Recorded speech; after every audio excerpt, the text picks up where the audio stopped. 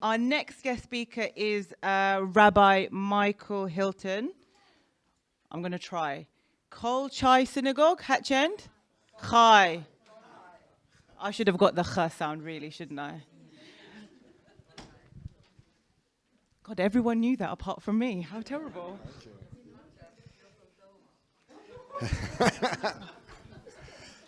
Thank you so much for your wonderful welcome this afternoon. What a lovely event it is. And how wonderful it is to be here back again with Mahfil Ali on this really important occasion. This day, I understand, VisitMyMosque Day is being held at 80 venues across the country. I do hope it's being as well supported everywhere, but I just suspect that maybe there are some places where it's not being so well supported. After all, not every community does as much outreach work as this one does. It's incredible to hear about all the things you're doing.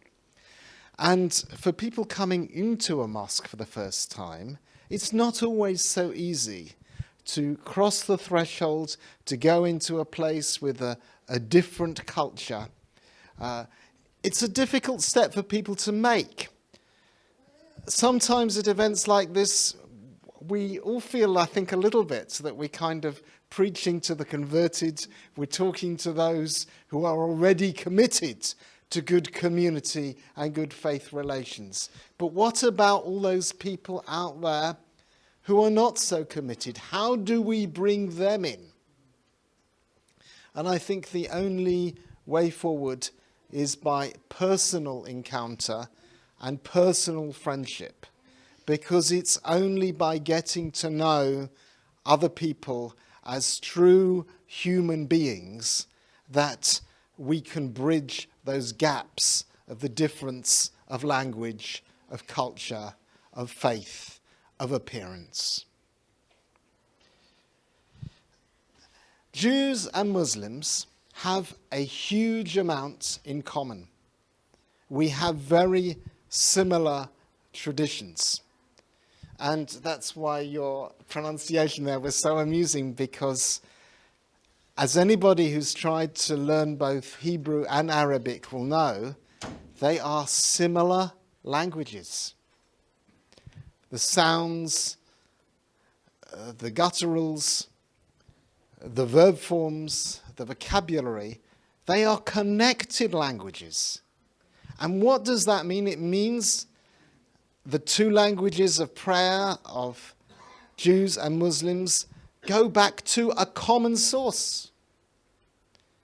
But perhaps that's not so surprising, because of course we all go back to a common source, to the one who created us all. I've been asked to say a little bit this afternoon about my own work in interfaith relations. I do quite a bit locally and also nationally, and I've written 2 books on Jewish-Christian relations.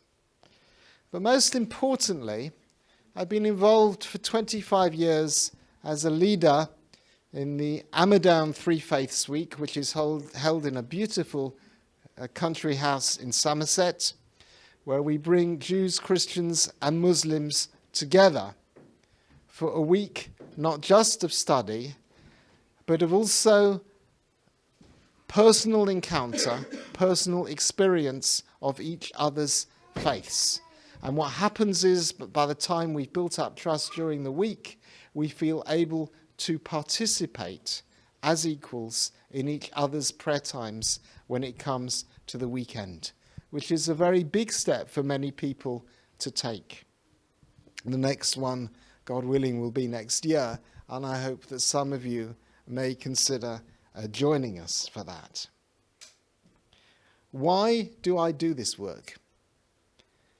Because we're divided, but we share so much.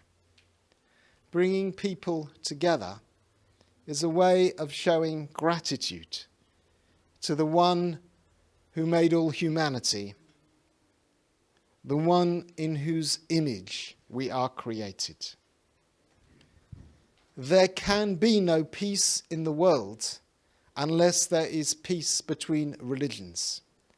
And there can be no peace between religions unless there is dialogue and talk between religions.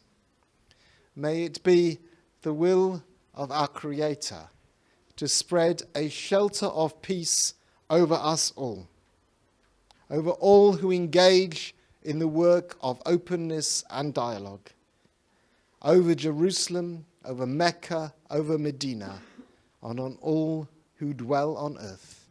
May this be God's will.